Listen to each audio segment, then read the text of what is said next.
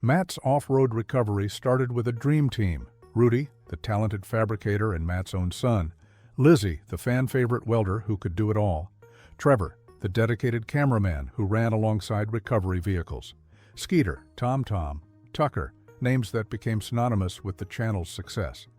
But if you've been watching lately, you've noticed something disturbing. They're all gone. Every single one of them walked away from a channel pulling in up to $750,000 a year. Matt keeps saying everyone left on good terms, that they're all chasing their own dreams. But when this many people abandon ship, you have to ask the question nobody wants to answer. What's really happening behind those cameras? The departures started quietly, then became an avalanche. Rudy Wetzel, Matt's eldest son from a previous marriage, disappeared from videos in April 2022. Fans assumed he was just taking a break, maybe working on projects off-camera. Then Lizzy Stout, the beloved welder who brought energy and skill to every recovery, announced her departure in July 2023. Trevor, the original cameraman known for his intense filming style and frequent falls, left in October 2022. Around the same time, Skeeter vanished without much explanation. Tucker, the video editor who'd been gifted a Toyota 4Runner by Matt just months earlier, disappeared in February 2023. Tom, a friend of Matt's since the mid-1990s, quietly exited in late 2023. The pattern is impossible to ignore. Within roughly 18 months, nearly every recognizable face from Matt's off-road recovery walked away.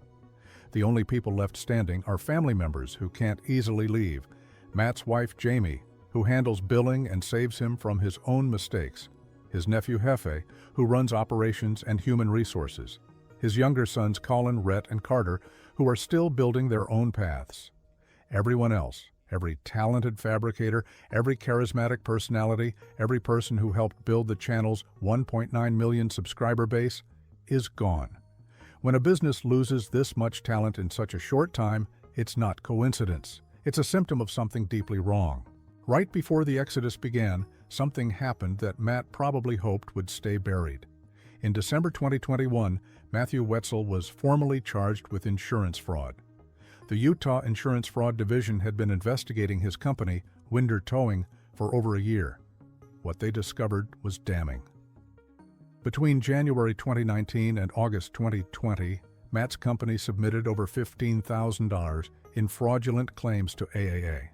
The problem wasn't just the amount, it was the brazenness of it. One case involved billing Say-It-Our-Way $2,800 for towing 3 vehicles to Salt Lake City. Except no vehicles were towed. Instead, Matt had delivered construction materials to the customer, who then filed false Say-It-Our-Way claims as payment. Another incident involved a Polaris RZR off-road vehicle that was actually featured in one of Matt's YouTube videos. AOA doesn't cover off-road vehicle recoveries, but the owner used his friend's factual membership and claimed Matt had towed his friend's truck instead. Matt even told one customer to sign up for AOA membership, wait a few days, then file a claim for work that had already been completed. When investigators confronted him in December 2020, Matt took responsibility but tried to justify it. He said the claims were wrong on the front end but fair on the back. He admitted to similar arrangements with other customers, performing work without immediately billing, then asking them to submit AAA claims later. In March 2022, Matt pleaded no contest to a Class A misdemeanor, avoiding prison but receiving 18 months probation and over $17,000 in fines and restitution. And that's when the crew started leaving. While Matt maintained his friendly, down-to-earth persona on camera, something else was happening behind the scenes. Former employees left reviews on Indeed that paint a disturbing picture of what working for Matt's off-road recovery was really like. One review stands out for its brutal honesty. You arrive at work around 9 and start the day off with meetings where they lash out on the whole crew. Let that sink in. Not constructive feedback, not team discussions. Lashing out. At the entire crew, the same review continues. You then go back to the editing office where you spend your whole day there and end up leaving around 11 p.m., 12 a.m. That's a 14 to 15 hour workday, standard. For video editors, this meant being trapped in an office from morning until nearly midnight, churning out content to feed the YouTube algorithm. No time for personal projects, no time for family, just editing day after day, week after week, while being verbally attacked in morning meetings. The tight filming schedule that Rudy mentioned in his interview wasn't just about him, it was systemic. Everything revolved around content creation. Recoveries had to be filmed, builds had to be documented. Every project existed to serve the channel, not the people doing the work. Creativity was suffocated under deadlines. Personal growth was impossible when you're working 70, 80-hour weeks just to keep Matt's content machine running. This wasn't a workplace, it was a content factory that burned through talented people. Rudy Wetzel's departure hit differently because he wasn't just an employee, he was Matt's son. Everyone assumed Rudy would eventually inherit the business, take over the channel, continue the legacy. But in his interview with Decent Garage, Rudy revealed what life was really like working for his father. The tight filming schedule left him with no window to share his story. Every project he touched became part of Matt's narrative, not his own. Every skill he demonstrated got absorbed into the MORR brand instead of building Rudy's reputation. Rudy wanted to work on custom fabrication projects, hot rods, drift cars, rock crawlers that had nothing to do with recovery work. But there was no time for that under Matt's schedule. Everything had to serve the channel's content needs. Father's deadlines became son's prison. Rudy couldn't experiment, couldn't fail privately, couldn't grow at his own pace. He was trapped doing work that wasn't his passion, building someone else's dream while his own withered. The timing of Rudy's departure in April 2022 is significant. Matt's fraud case had been public since December 2021. The no contest plea happened in March 2022. 1 month later, Rudy was gone.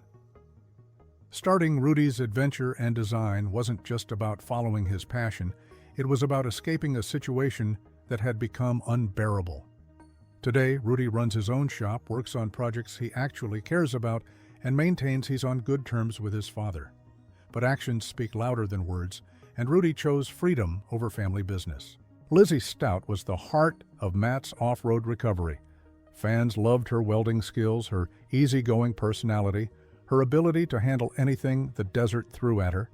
She wore that ornate rodeo belt buckle with pride and brought genuine energy to every recovery. When she announced her departure in July 2023, the explanation seemed wholesome enough. She'd gotten married to Clancy Ballard in September 2022. They were moving to another part of Utah to ranch on his family's property. She wanted to ride horses, care for cattle, live the dream she'd always had. But if you look closer, things don't quite add up. Lizzy's social media presence, once active and engaging, became sparse after leaving MORR. She rarely mentions her time on the channel. The few photos she's shared with former crew members feel distant, obligatory. For someone who was supposedly leaving on the best terms to pursue ranching, she seems remarkably disconnected from the people she worked alongside for years. Her goodbye video in July 2023 was emotional, but it also felt final in a way that suggested she wasn't planning to look back. The timing is also interesting. She got married in September 2022, right when Trevor and Skeeter were leaving. She stayed on for almost another year, but by July 2023, she was done.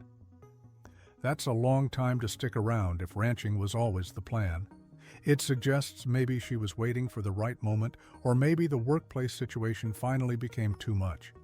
Either way, Lizzy found her escape route and took it, leaving behind the channel that made her famous. Trevor's departure came with a simple explanation. He got a new job climbing communications towers closer to his home. After years of running alongside recovery vehicles, filming in brutal heat, and taking countless falls for the perfect shot, he chose a job that was closer to family. Skeeter moved to Texas for work in the oil fields, where the money was better and the hours were more predictable. Both supposedly left on good terms, and Matt confirmed they were still friends. Tucker's exit was more suspicious. In 2022, Matt surprised him with a 2016 Toyota 4Runner to replace his unreliable Honda Civic. It seemed like a generous gesture, proof that Matt took care of his people. But just months later, in February 2023, Tucker disappeared. Matt's explanation was that Tucker decided to try his hand at freelancing. That's a strange decision to make right after your boss gifts you a vehicle worth tens of thousands of dollars. It suggests something happened that made Tucker willing to walk away from that kind of generosity. Tom's departure was perhaps the saddest. He'd known Matt since the mid-1990s, over 25 years of friendship. But in late 2023, he quietly left to focus on his own business, Tom's shop. He made a point of saying he and Matt were still friends, but longtime friends don't usually need to clarify that publicly unless there's been tension. The fact that Trevor, Tucker, and others went on to start Misadventure Lab together suggests they wanted to work in the same industry, but as far from Matt as possible. Here's what doesn't make sense. Matt's off-road recovery pulls in an estimated $400,000 to $760,000 annually just from YouTube ad revenue. That doesn't include merchandise sales, sponsorships, or the actual towing business. This is a wildly successful operation with over 1.9 million subscribers. Yet talented people keep leaving for better opportunities in Texas oil fields, tower climbing, and freelance editing. Those aren't upgrades, they're escape routes. The Indeed reviews tell the story. Matt's friendly on-camera persona hides, meetings where management lashes out on the whole crew, workdays stretching from 9 a.m. to midnight, the legal troubles that proved Matt was willing to commit fraud for financial gain. These aren't the characteristics of a healthy workplace. They're symptoms of a toxic environment that chews people up and spits them out. The only people who've stayed are family members who can't easily leave without causing personal rifts. Matt continues creating content, his subscriber count continues growing, and new hires cycle through to replace the ones who've figured out the truth. The channel that built its reputation on rescuing people in distress may have been built on the backs of a crew that needed rescuing themselves.